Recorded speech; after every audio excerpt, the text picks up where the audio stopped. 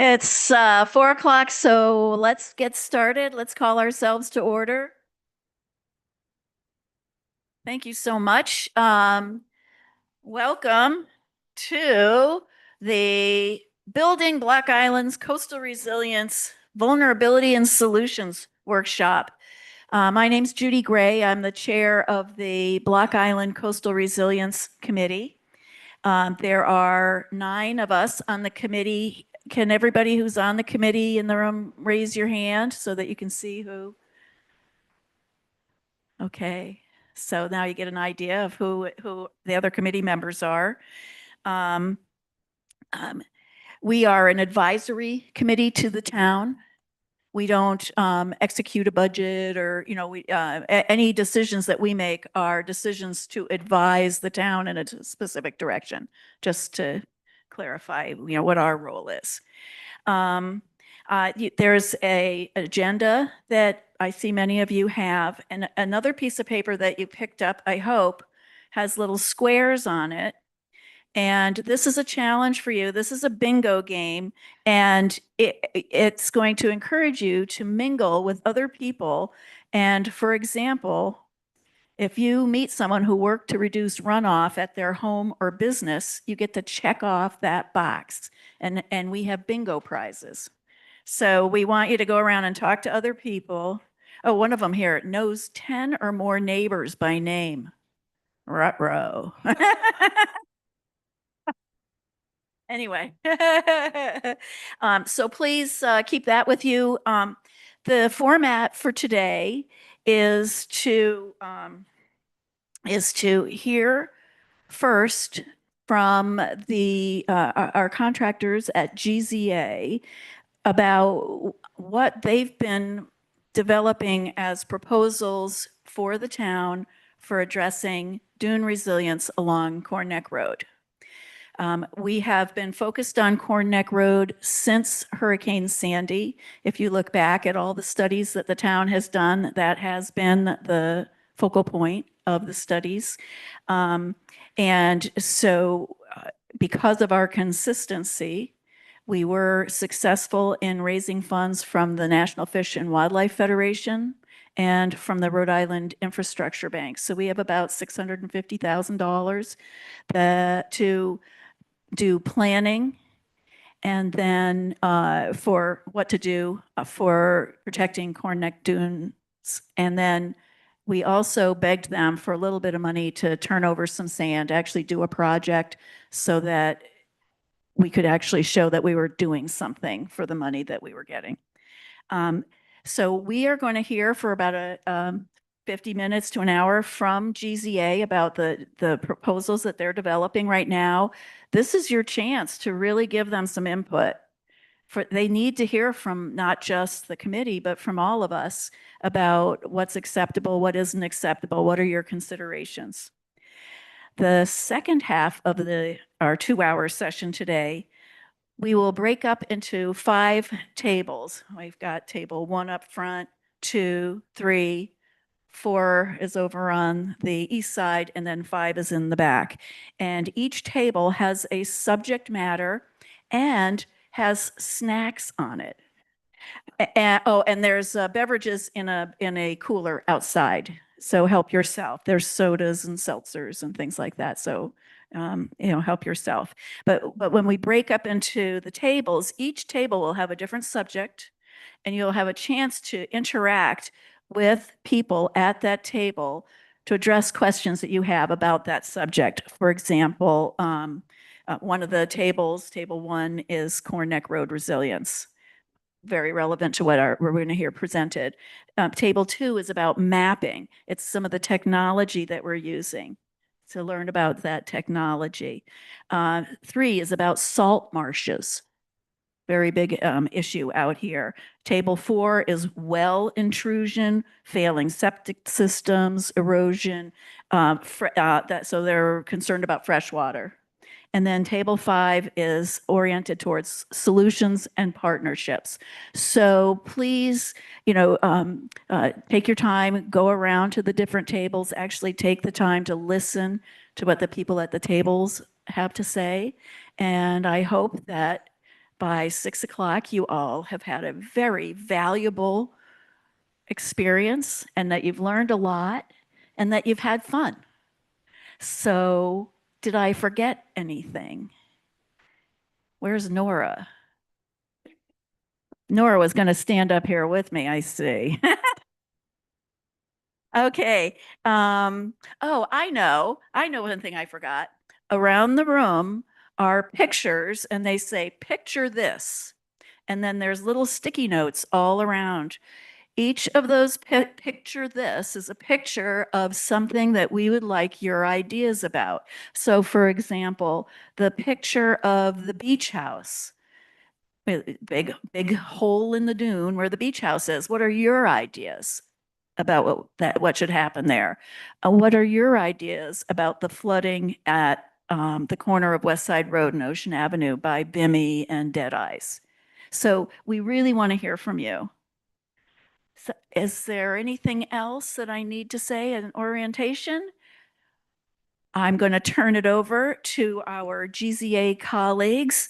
We have Mike, Nat, and Rosemarie, and they've been working very hard for us together with their team and really listening to us about what could or could not work on Block Island. So I'd be very interested to hear what they have to say today. Thank you.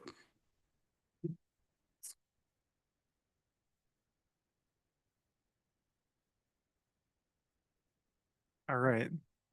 Is this working? Thank you, Judy. Perfect introduction. So as Judy mentioned, we have been contracted by the town of New Shoreham to take a look at the corridor of Corneck Road from about Scotch Beach Road all the way south to the revetment where the roadway turns towards kind of the center of town. So that's the project area. You'll see plenty more of that on maps later on in this presentation. And we're calling the project Corneck Road Resilience Strategy and Dune Restoration.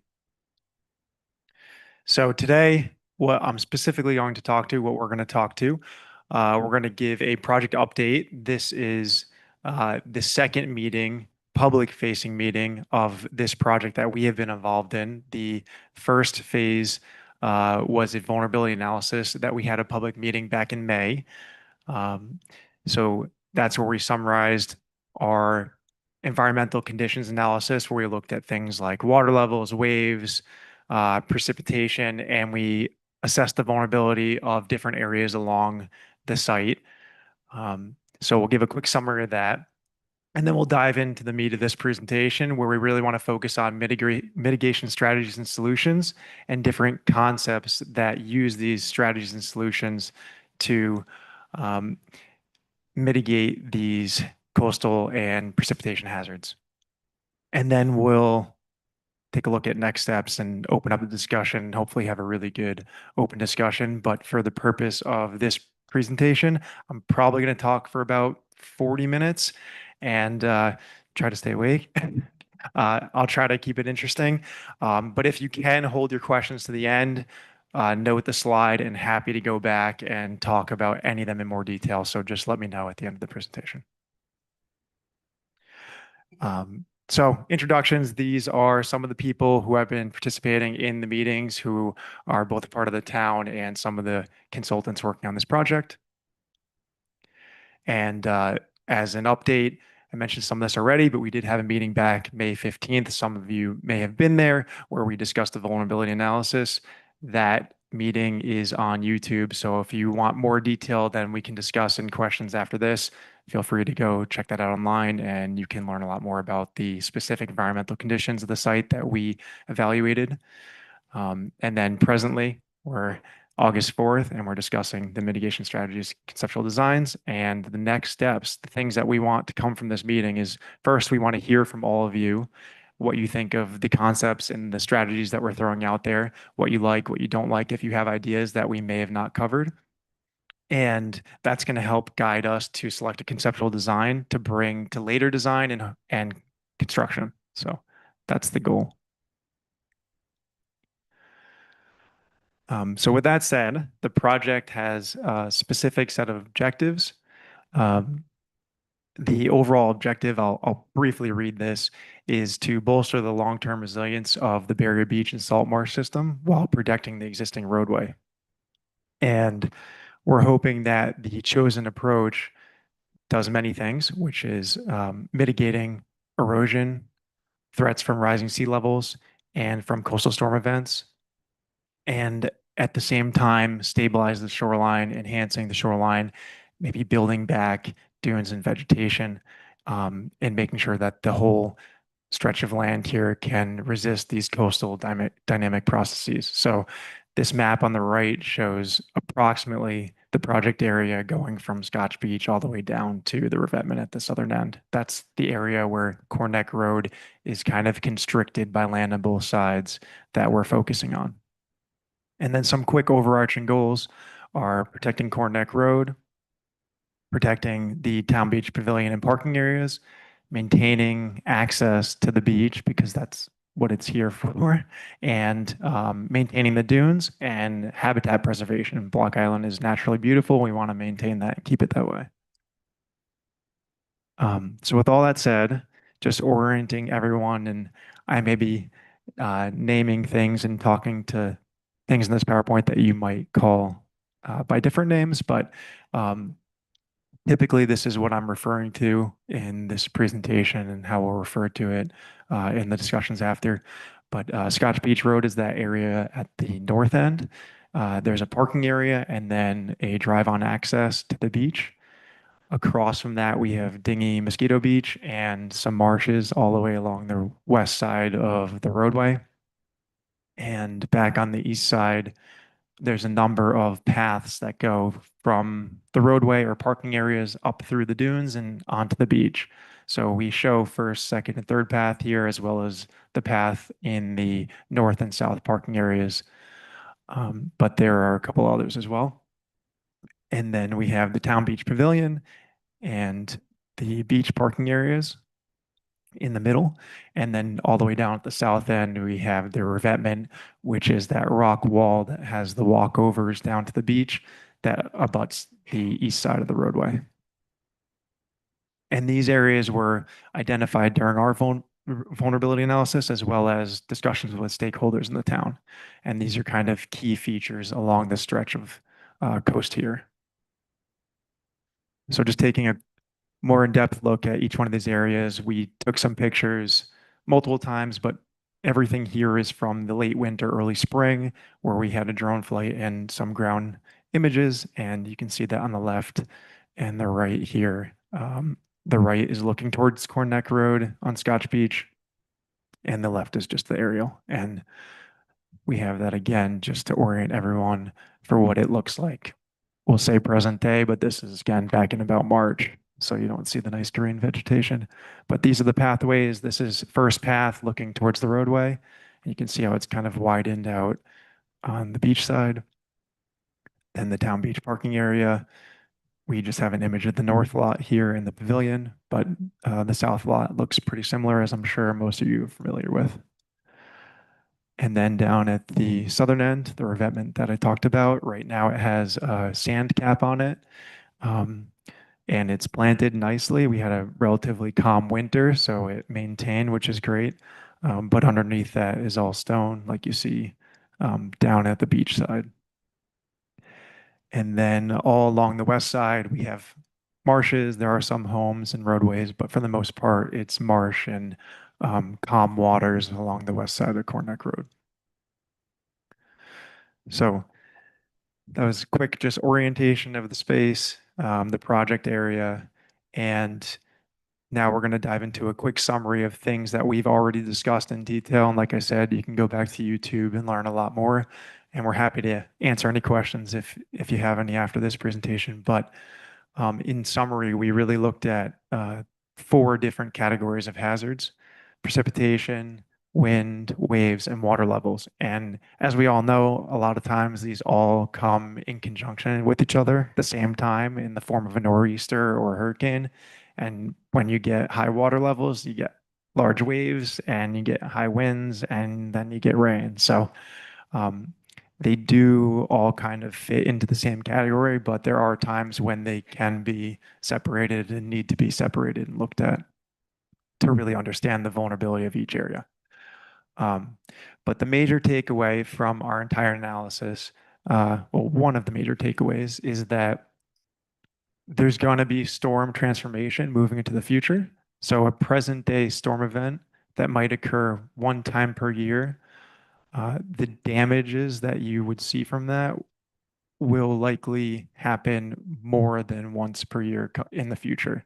And that's just because of sea level rise. That's with the projections, the best projections that we have right now are NOAA 2022 that we're using, intermediate sea level rise. That's kind of what we're on track with. So, as I said, these all kind of come in conjunction with each other. So, if we have a storm like we had last January, January 2024, it was approximately a 5-year storm event based on the water levels.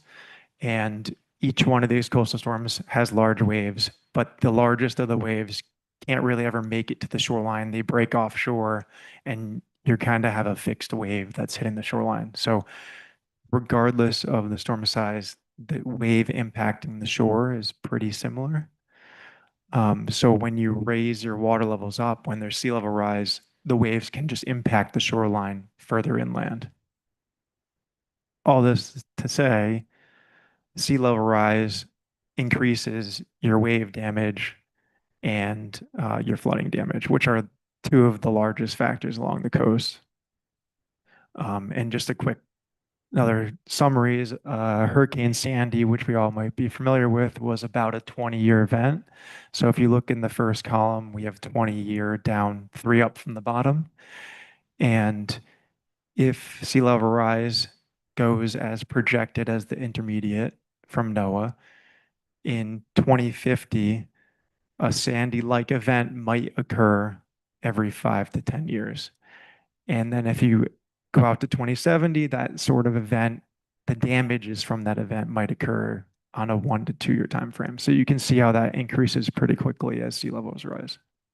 It doesn't necessarily mean the storms are getting worse, but the storms are bad and they can access further inland because of the higher water levels.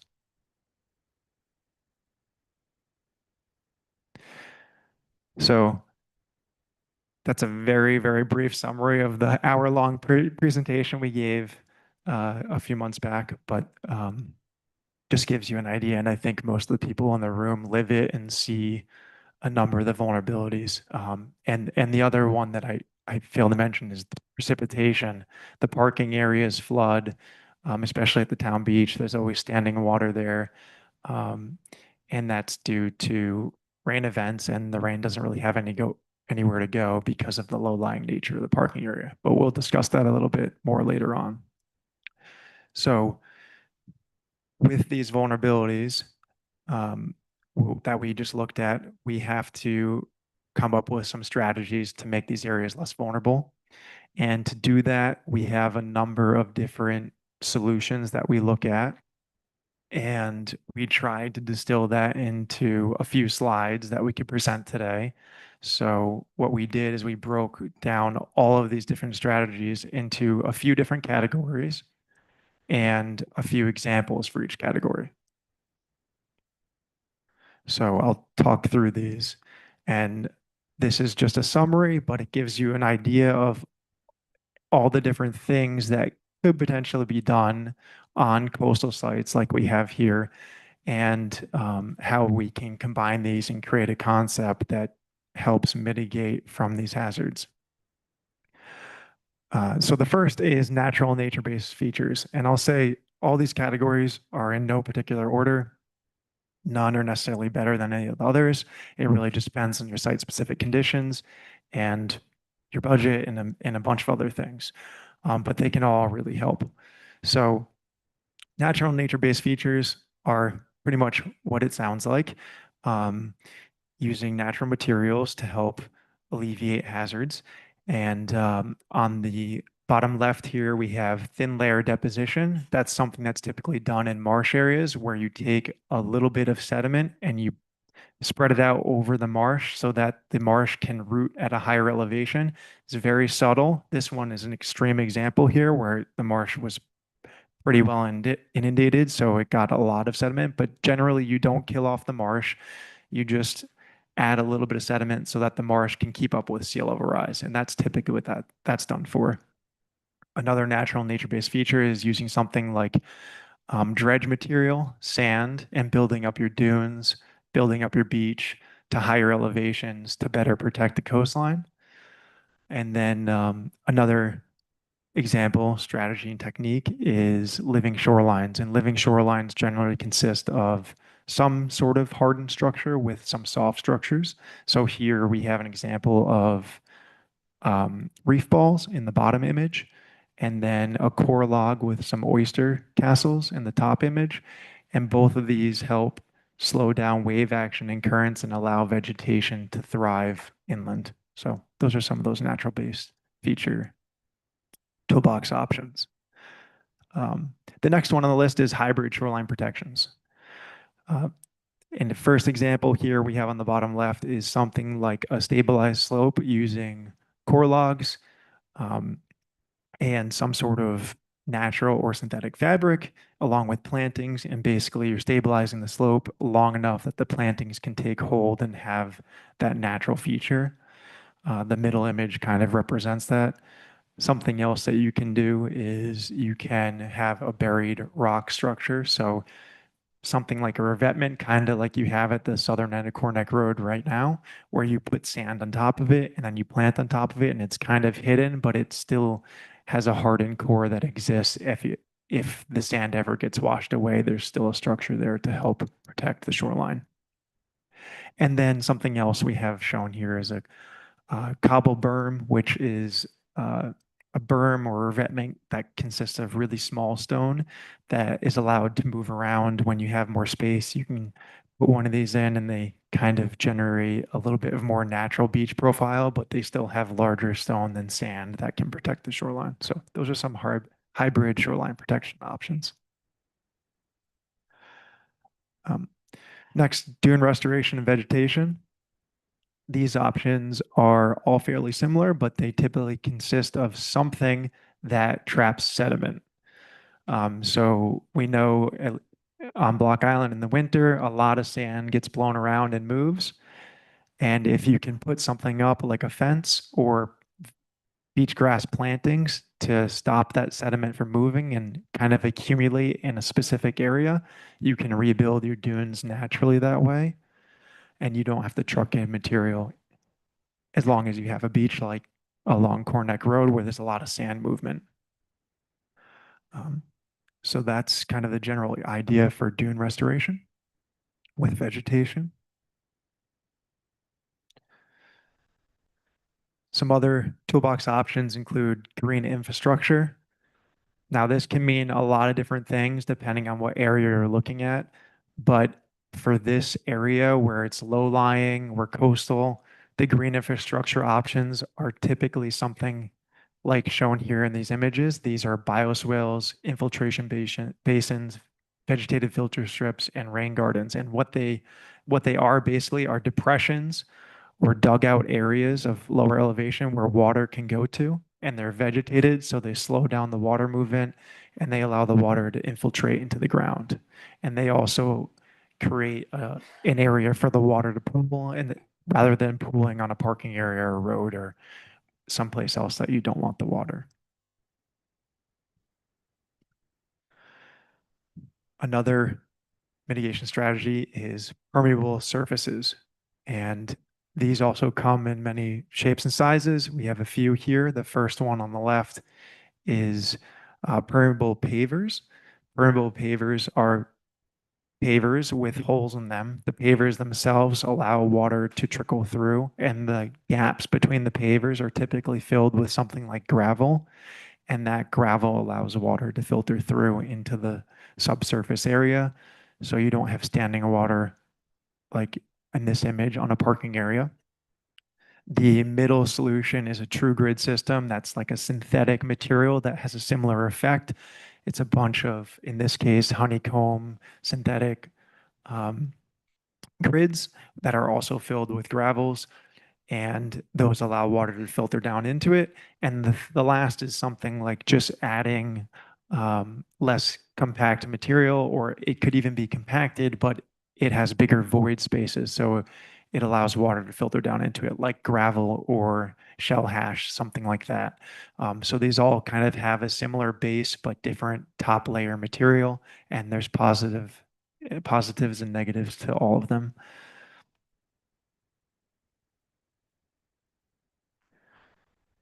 Another type of solution that you could implement in this sort of area is elevation relocation. These images are typical of residential structures or commercial buildings based on FEMA code, where you need to raise the building up above some design storm, like a 100-year storm event, your FEMA flood insurance study area. But this can be done for smaller design storms. It works the same. You raise your structure or your area of concern up out of harm's way, more or less. Or you can pull your structure back, usually at a higher ground, or just back behind some feature that protects you, like a seawall or a dune on Block Island. And finally, last category we have for this presentation is access management. So that's really just helping to navigate people to where you want them to be. So typically in this area, we're trying to keep people off the dunes so that the dunes can stay in their natural state. And that can be done through a number of options that are shown here. Simple signage, simple pathways done with rollout mats, or fencing. Any one of these options will work. Another option is a larger constructed option, like a dune walkover or a boardwalk, like you kind of have down over the revetment on the southern end. So that summarizes all of the different toolboxes. I didn't cover everything. We'd be here for hours if I did, but it gives you a flavor of some of the things that we looked at, and hopefully as I'm going through this, you're keeping them in mind and um, helping us to figure out what the final end design will be. But something else to keep in mind while we're looking at each one of these options is, it may look great, but it may not perform the way you intend. So you have to have a number of different evaluation criteria also in the back of your mind, or um, in some sort of a spreadsheet like we have, to help you evaluate how each one of these will perform over time initially. Um, and that's why we have this evaluation criteria here. So I'll walk you through this. Our intention is to use this to help quantify each one of these mitigation strategies, because it's very difficult to quantify how well something is going to work. It's more based on the desired outcome of the town and the stakeholders, but helping to quantify it if it's not obvious really helps narrow down which concept you'd like to move forward with. So with that being said, I'll move forward on describing each one of these evaluation criteria. So the first one is relative risk of success. And that's really just understanding how well the intended solution will function over time. So that's something that we keep in mind. The next is potential ecosystem co-benefits. That's pretty much how it sounds. Are you enhancing the ecosystem? Are you inhibiting things from growing? We really want to make sure that we're allowing for natural growth of the area. And along with that, being Block Island, we want to make sure we keep up the aesthetics. It's naturally beautiful here. We want to make sure that that continues. So that's something that is highly valued in this evaluation criteria. Along with that, accessibility. We don't want to decrease accessibility to the beach or any of these areas with these proposed designs. So we evaluate it. It might be the perfect solution, but you might lose access. Is it worth it? It's something that we need to look at, and you all need to help us keep in mind as we go through these. Then effectiveness. How effective are each of the strategies at mitigating the design hazard? Adaptation potential. We have short-term, long-term here. That's how well can you adapt the specific strategy that you're implementing in the future. If it's something that you can install today and it works perfect for 10 years, but then you have to completely rebuild it in 10 years, maybe it's not the best. It might be better to do something that you can slowly add on to over time as you have new information, more money, etc., and adapt. The next is long-term savings versus do nothing. So do nothing would be, as it sounds, if you do nothing, continue as leave things as they are, what sort of damages might occur, what sort of maintenance costs might occur, versus if you implement this strategy you're looking at, how well can that protect and save you from those costs and damages. Along with that comes maintenance frequency. Again, you might have the perfect idea in mind, but it might require a big team of people going out every month and doing maintenance on it. So that's something you have to keep in mind as well. And then, of course, estimated construction cost, always a factor. And finally, we have regulatory feasibility and compliance, making sure that it's feasible from a permitting standpoint and it's allowable, and that it's not going to take a long time to permit and get installed, because some of these things need to, especially on the coastal, need to be implemented sooner rather than later to protect your assets. So that wraps up kind of the evaluation criteria. Now I'm going to jump into 3 specific site areas that we identified along with the town and others during our vulnerability analysis as being the most immediate need at this time. And we'll briefly touch on our vulnerabilities. We'll go through our concepts, and then we'll show a simple site rendering of what that concept might look like. So these are in no order of any sort of preference, but we're starting with Scotch Beach Road. Scotch Beach Road, as we mentioned earlier, is at the northernmost part of the site. It's a parking area with a path that goes onto the beach, and it floods currently during rain events. It's low-lying. Corn Neck Road pitches to the east, and it's at a low spot on Corn Neck Road. So it has a pretty large watershed when it rains flowing into that area. Also, being at low elevation, the groundwater is very close to the top surface of the parking area. There's a marsh just to the south of it, and it's just naturally a low-lying area with not a lot of room for infiltration into the ground. Not only is precipitation an issue, but also during large coastal storm events, waves can run up the beach and go down the pathway from the beach into the parking area. And you don't only have precipitation, but you also have coastal flooding. But for the purposes of our design, we really focused on the precipitation events because the coastal flood needs to be a fairly significant event to flood this area. And there are other things that can be done on the pathway side and on the beach and dune side to prevent that flooding from ever getting down here. But you're not really going to prevent the watershed from flowing into this area. So Scotch Beach Road, we have a cross section cut through with this brown line, and it goes from the beach all the way over to the marsh over at Dingy Beach, Mosquito Beach. And what we have here are elevations in feet. So you can see if you carry across Scotch Beach parking area, it basically comes across just under 4 feet. Each one of the boxes in the vertical is half a foot. So you can see it aligns with the 1 year. That's a 1-year flood event from the coastal side. And the MHHW is mean higher high water. That's about your highest tide every day. And it's only a foot from the lowest area on Scotch Beach Road. So it's low lying.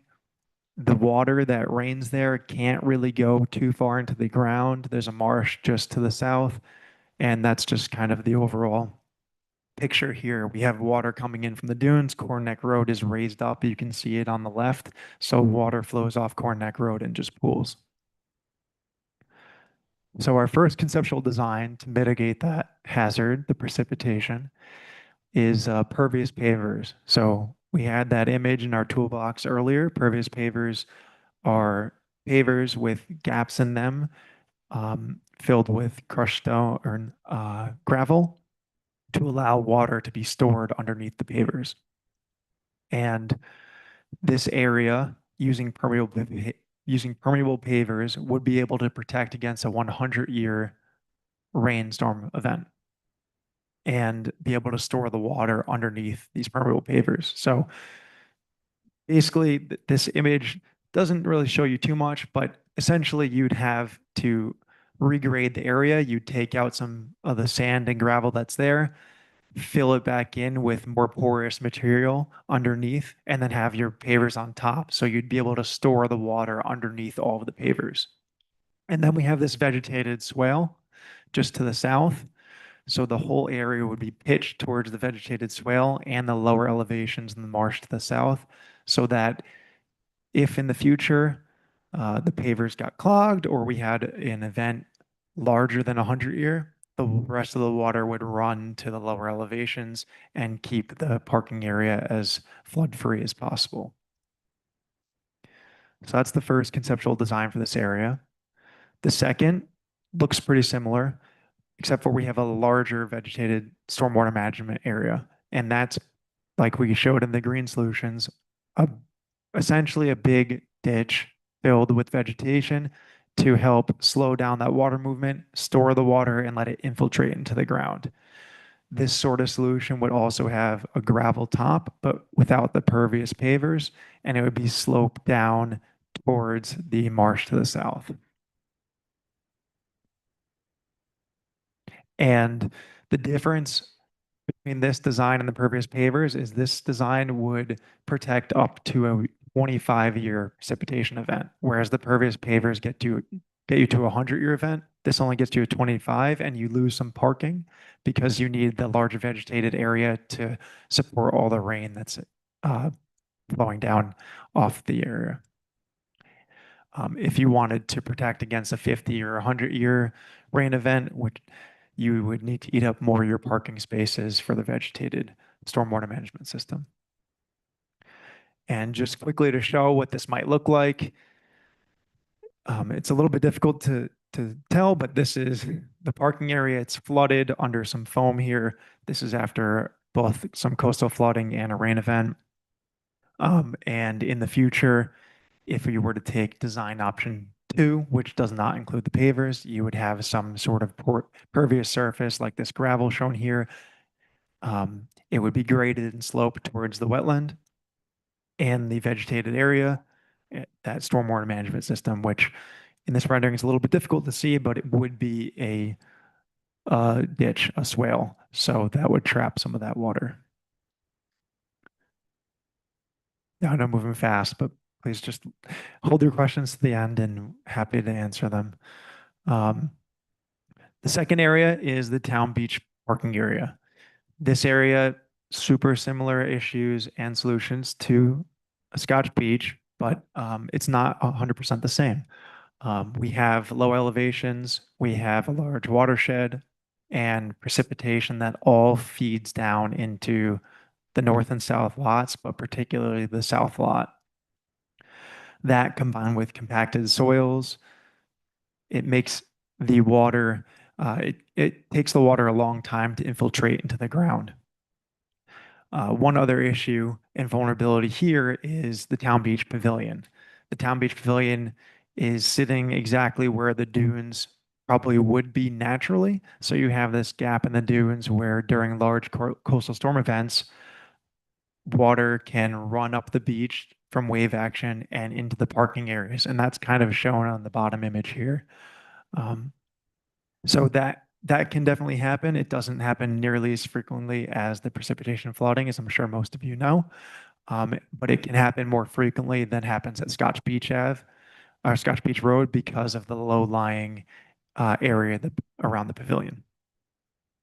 And precipitation, flooding here, based on the data that we have, happens on more than a monthly basis. So definitely an issue. This image shows two cross sections, one in kind of a gold color, the other one in maroon, through the dune by the south parking area and just on the side of the pavilion where there is no dune. And you can see, based on the gold area where it says Pavilion Dune Gap, that it's very low lying. It's almost the same elevation as the parking area. So if there's a storm event, the coast is over here on the right, waves can run up over that gap and just into the parking area. So it's just showing the exposure without the dune. And then you can see with the dune in place, there's, a big sand fortress there protecting the parking areas. So just showcasing that vulnerability a little bit more. So the first conceptual design, very similar to Scotch Beach, pervious pavers and a vegetated swale on the Corn Neck Road side. So here the parking areas would be regraded down to the vegetated swale towards Corn Neck Road, but the water would be stored underneath the pervious paver area. The vegetated swale would just capture some of that runoff from the road that goes into the parking area currently and protect the roadway. Conceptual design 2, again, very similar to Scotch Beach, would be no pavers, but we would regrade, use gravel, some more porous material to push the water, store the water underneath the gravel, but you wouldn't be able to store as much as the pervious pavers, but push the water down into more vegetated areas. So here, the vegetated swale that's called out is the entire grass area along the Corn Neck Road and north parking area. So you need a significantly larger area. I'll flip back to the conceptual design 1, where the vegetated area is small. You need a much larger vegetated area for this concept. And just like Scotch Beach, this second conceptual design would get you to a 25-year rain event, and the first one would get you to a 100-year rain event. We don't consider coastal flooding for either, although they would support coastal flooding issues, in hopes that in the future there would be something done about the gap between the dune system where the pavilion is currently. And quickly showing what the Town Beach parking lot looks like now. This is the south lot looking south towards one of the entrances.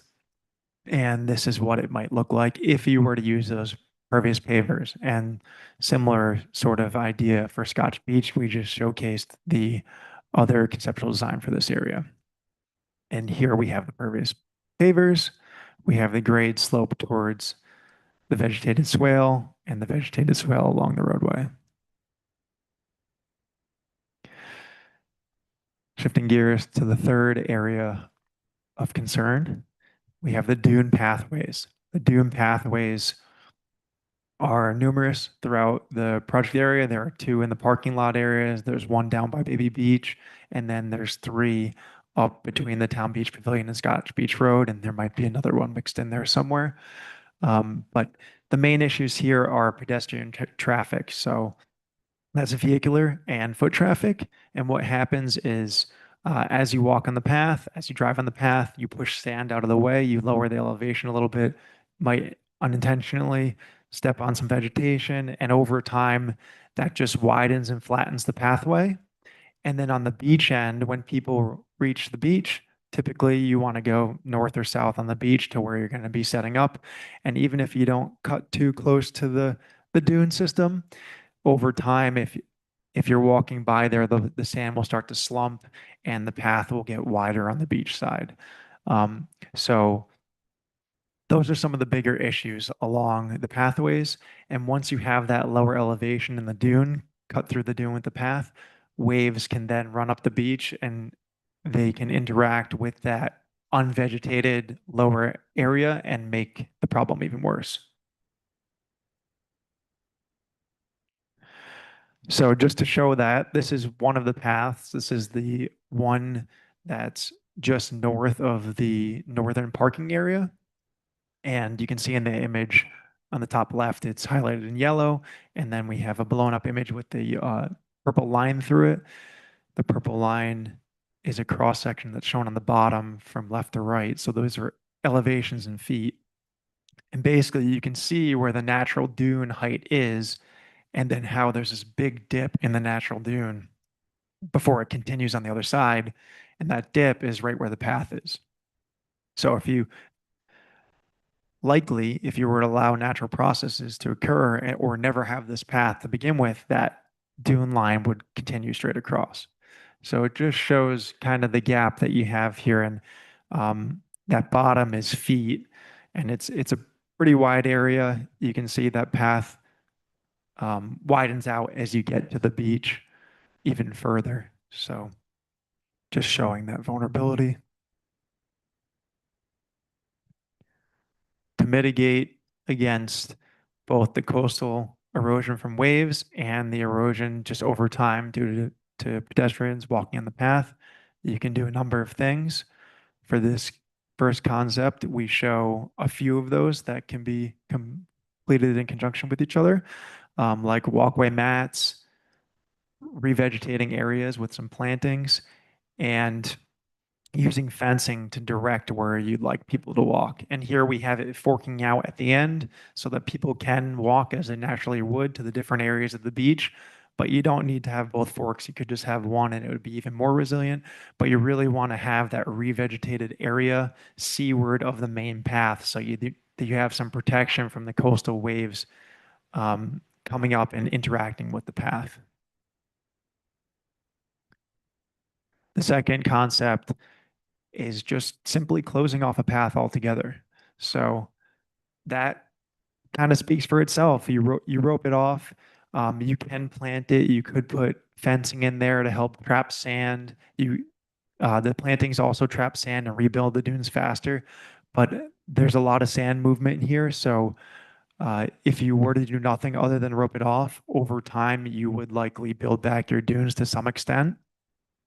And this closure could be done with other path openings and closures. So for example, you could close off this path shown here for however long it takes to revegetate a little bit to build up in elevation a little bit, say 3 years or 4 years, and then you reopen it and people can walk it again and it's higher elevation, less exposed, and you close off another one and the cycle just continues. So that's another option. And this is that first path again, just looking from the beach towards Corn Neck Road and what it potentially could look like given concept one with the walkway mats, the fencing, some signage, and revegetated areas.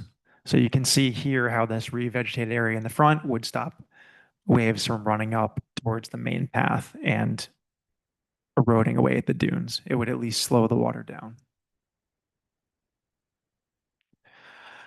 So with that, we wanted to show kind of an overall aerial of a phased approach. This is very simplified, but just to give you an idea, and these numbers on the left, the years don't necessarily correspond with the years that any of these projects will be done.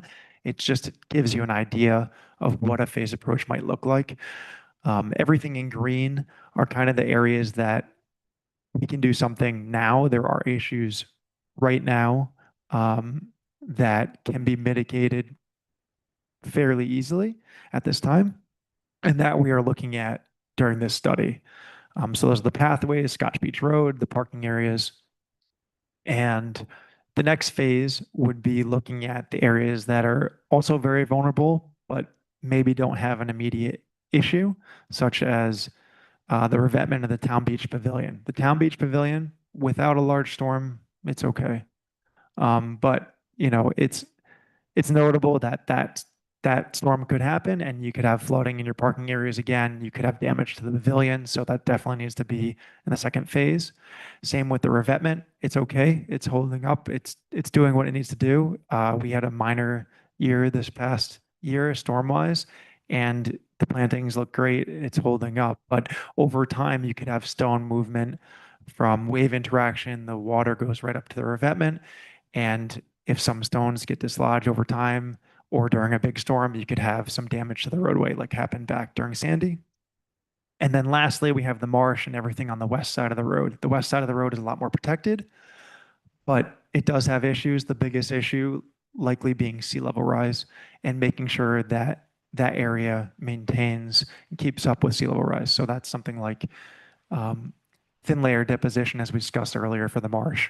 And we have that set for phase 3 because it's not an immediate issue, but it is creeping up there, and it's something that you definitely want to keep an eye on and maintain moving into the future. So with that, dive into next steps and show these concepts. We really just want to hear from you today. I know it was a lot of information. I talked for a while, but happy to answer any questions, go through what the vulnerabilities are in more detail if needed, or why we chose some of these concepts, or just happy to listen to any of your thoughts so that we can move forward selecting a concept that the community wants, the town wants, and that will work for Block Island. So that's the overall goal. And that's all I had. So just want to open up the floor. I think we have some time for questions, comments, and anything else that you'd like to talk about before we move into the table session. Please.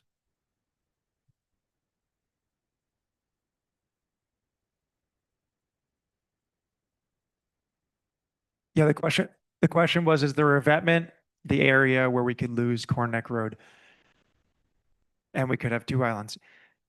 Yes, that's definitely something that could happen during a large storm. I mean, as many of you may have witnessed during Sandy, the revetment was severely damaged. The road was undermined. The sediment under the roadway, the dirt under the roadway was pulled out. The roadway collapsed in some areas and needed to be repaired. Um, you know, we're a storm away from that happening again. The revetment is likely in better condition than it was pre-Sandy, but it's a thin area. It's a vulnerable area. But we're trying to protect the roadway along the entire area.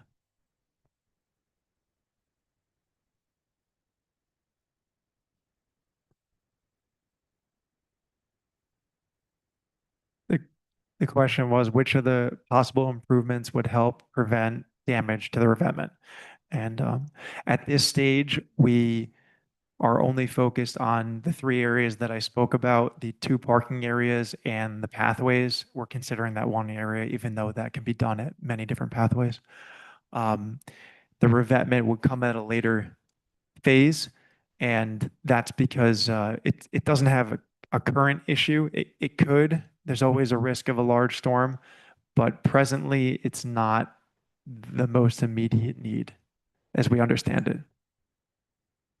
And another reason is that the revetment isn't owned by us. We didn't put it in, that somebody else did, right? So it's the state, the road, Department of Transportation put in that revetment. So whatever we do to it, we have to interact with them to make sure that we aren't at odds. It is their responsibility to maintain that, yeah. So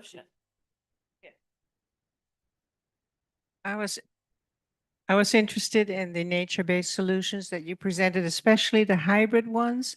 Would they all be approved by CRMC?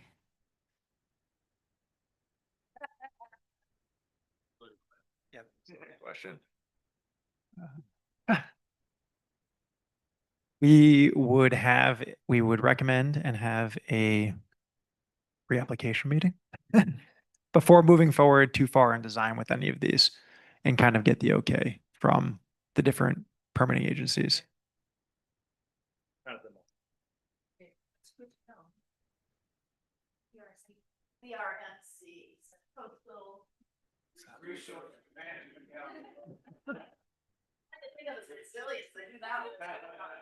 Yes. seems like a lot of the solutions being offered are to attenuate symptoms of the shoreline eroding away. And so when you look at the shoreline historically, you can see a lot of older fish from Block Island that used to much wider than they are now.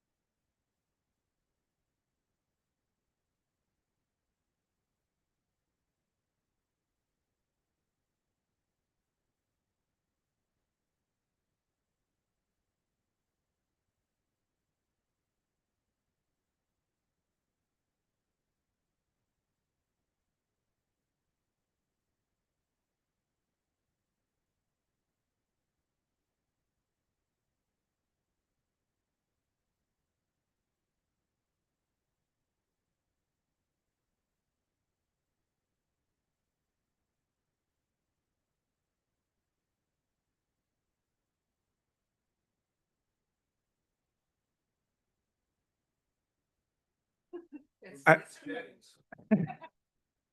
I can take a start at that answer. I'm gonna initially direct you maybe over to some of the booths later. We could talk in more detail, but um, from what I understand, there are a number of maybe more immediate issues with doing something in the water. It's just a lot, like you said, attenuating maybe some of the waves and the currents offshore and preventing some of the damages to begin with. In water constructions, definitely a lot more difficult, bigger issue, at least under this first scope of this first phase of the project that we're working on. Um, and second, there are some models being worked on in conjunction with this phase currently of modeling the currents and the sediment transport along the whole coastline. And that's still in work until we have a better understanding of how those currents and sediment transports work from the model. We're just not at the stage to be able to propose solutions to that yet.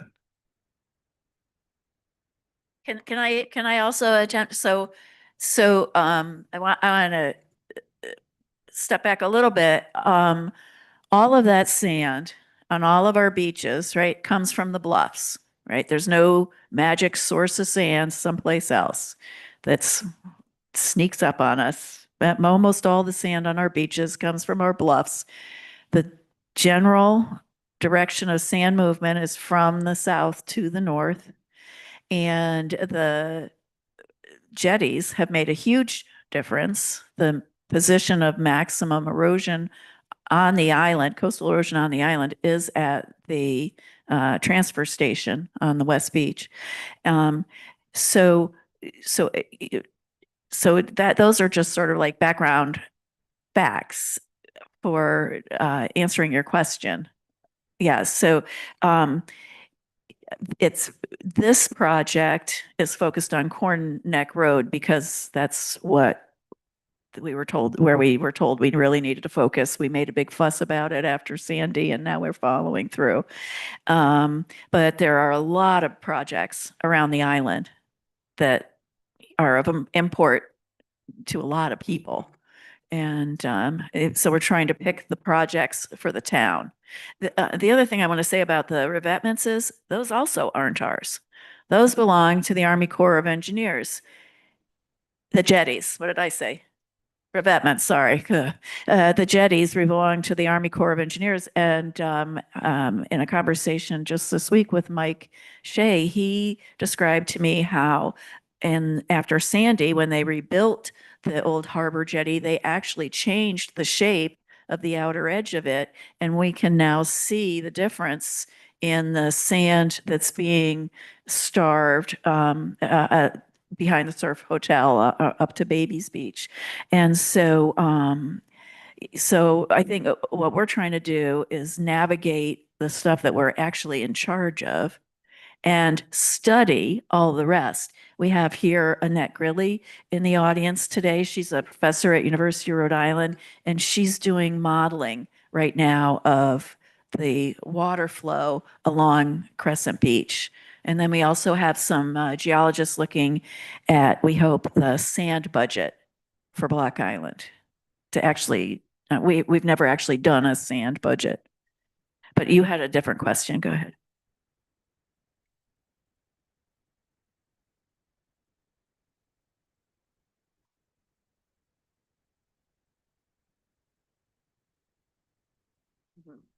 And I want to read about something, like underwater, stabilizers that are kind of like filled with sand that run perpendicular to the beach, but under. Break down that. Annette, do you want to talk a little bit about, because you'll need a microphone. Yeah, yeah, and talk right into it, like you have to eat the mic. We have a grant from Sea Grant, NOAA, it's still alive, to study the sediment transport and the circulation around the specific area of Crescent Road. Crescent Beach. And then the idea would be to try to put an artificial reef or something which would attenuate the wave energy. So it's basically the concept that we are looking for. So there is a lot of excitement about the concept because it sounds like a beautiful reef and it's gonna create this calm water on the other side. Which is true in a way, but also it's going to create currents, and those currents might be erosive. So that's why we have this research grant. It's to try for this specific site to see how could we have an optimal design which would prevent erosive current, which is a huge challenge and maybe I'm going to be maybe not possible. I don't know if I can see. It's very difficult because if the sand goes somewhere, it doesn't go anywhere. So if you prevent erosion somewhere, if you create accretion, basically this sand is coming from somewhere else. You know, it's a balance. So it doesn't come from if you don't increase your source. So you can redirect your sand, yes, but with using a reef, but you're going to lose it somewhere else. And this is, there is no miracle. And so you could capture it there, yeah, definitely. And we showed it. So I actually have some simulation here if you want to look at after. We will be at the map table 2. So I can show it to you. So you can readjust it, but you might lose further north. So fine if it goes offshore, you know, it's a thing to think, where is it going, what are we stealing? So it's that, but the thing is, it is complex because depending on the weather, depending on the storm, it might work differently. So it's very tricky, and so if you look at the literature, you have 70% of those design which were created to trap the sand, which ending up to be erosive. So, but they didn't have the numerical facilities that we have now. We can create model, we can look, we can see, we can quantify a lot more easier. So hopefully, we could arrive to a concept which might work, but yeah, so it's a big discussion. So it's a big thing. So, but we have a grant on that. We still have 1 year to work on that. So in 1 year, we might have some more, but I already have results that I can show you if you want. So sorry, I don't want to steal your time. No, these are really good questions. This is exactly what we want to hear from you guys. And I'm glad that we have an answer I mean, that we agree with you and we're trying to address that, but we're doing it in a mathematical space before we do it in physical space. Yeah, Arlene.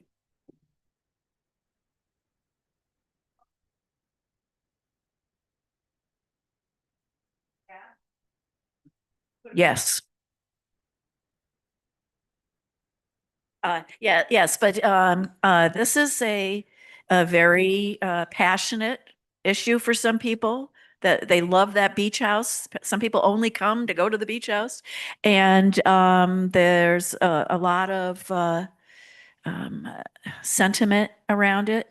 And so absolutely, one of the solutions for the beach house is removal.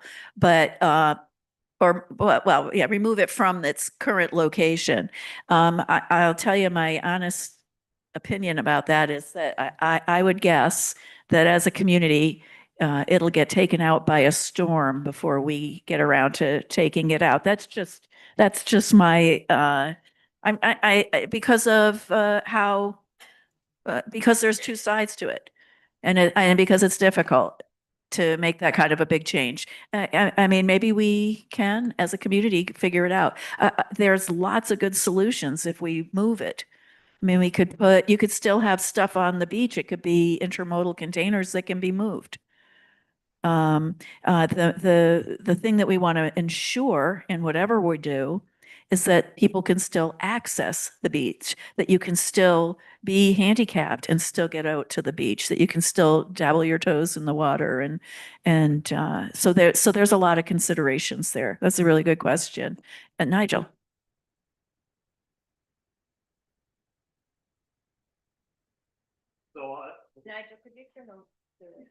There we go.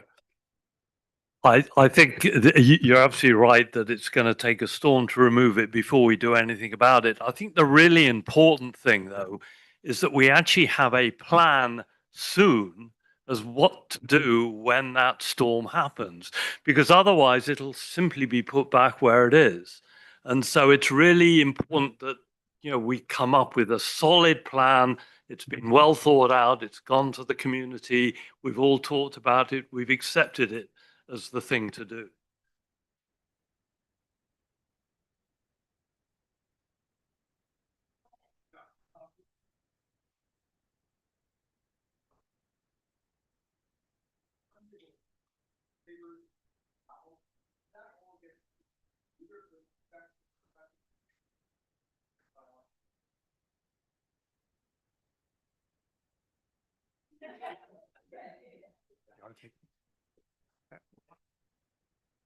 Yeah, great question. To some extent, yes, there are maintenance practices that you can do to prevent that to some extent, like sweeping it off on a biannual basis, those sort of things. That's one of the reasons why we did incorporate those vegetated swales. Those are extra in case they get clogged, as they likely will over time. And that's another reason why we designed those to a 100-year precipitation event, whereas the other one without the pavers is about a 25-year. You have a little bit of buffer there. Matt. Yeah, I guess you could think of the vegetated swale as your backup, right? And so the permeable pavers, they will get clogged with sand. We have spoken with folks here in the town about how the maintenance will get done, and the vision would be that they'd have to go and brush the sand out, probably, and then first grade it down and blade it down, and then brush it. So there is maintenance associated with it. There's no doubt about it. But there's going to be maintenance associated with it, whether it's a gravel lot or a paved lot. We actually think the pavers are going to be a little bit easier to manage because it's a hard surface to work off of. You can blade it and then you can brush it. Whereas trying to regrade just a gravel surface becomes much more challenging and more timely and consuming, and more frequent. And there is a cost associated with these options, right? And so obviously the permeable paver cost is the higher cost, and it's going to be on an order of magnitude of maybe like 3 to 4 times more than what the gravel solution might be. Okay, so to put that in context. There you go. I had one more. Will the vegetated swales on Corneck Road, the parking lot, remove parking on Corneck itself? You know how many cars park right in the dune area next to Corneck? Will that be unavailable? Okay, so I looked at where the swales are, and nobody parks on that side of the road. They park on the other side of the road.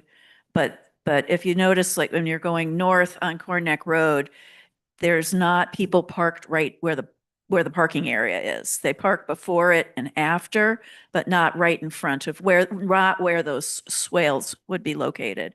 And one of the considerations with the semi-permeable is that we can have smaller swales because more of the water is being stored underneath the pavers. Whereas if we did a gravel solution, repeating what Mike said, we would lose parking spaces. One of the things we didn't want to do was lose parking in this. But because the swales have to be bigger for the gravel solution, we would lose parking for that. Okay.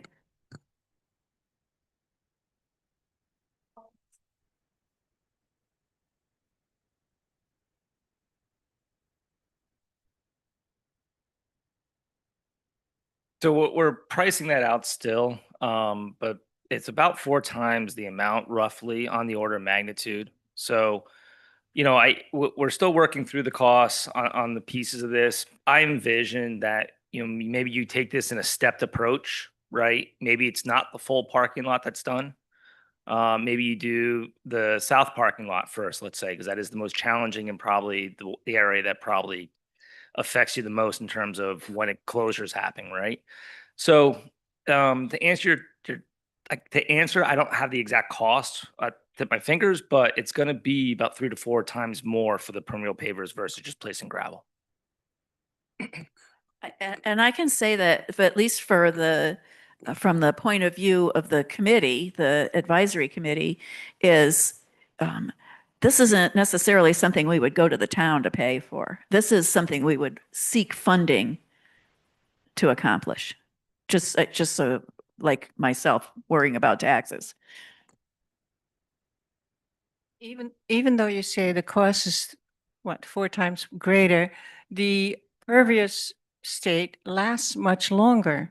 So will you save in the long run? Yes, you have to factor in the maintenance costs associated with that and the challenges that are associated with that. So we're going to try to capture that in the cost as well. Judy, Yes.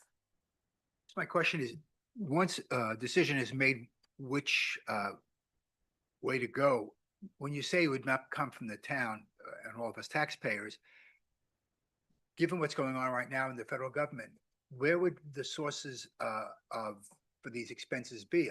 I had always assumed it'd be federal government or state government. Am I wrong, or where would that come from? No, it could still be, well, state for sure. It could still be feds. It just depends on where we apply for the funding.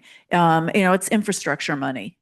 And, we don't have to use words like climate and things like that. We know how to craft a request that's appropriate. I just think it would be wise for us as a committee to recommend seeking funding rather than going to the populace for this, because there will be long-term maintenance costs borne by the town, no matter what we do. And so we're trying to also, we're trying to balance that out too, trying to reduce the long-term maintenance costs. And sometimes that takes a big initial cost. So we're looking for the big initial cost funding. Yeah, I know. So I think this is an excellent time to break. And who do I turn this over to tell us how we're going to structure the rest of the? Nora, you want to come up and tell us what we're going to do next in terms of taking our chairs and putting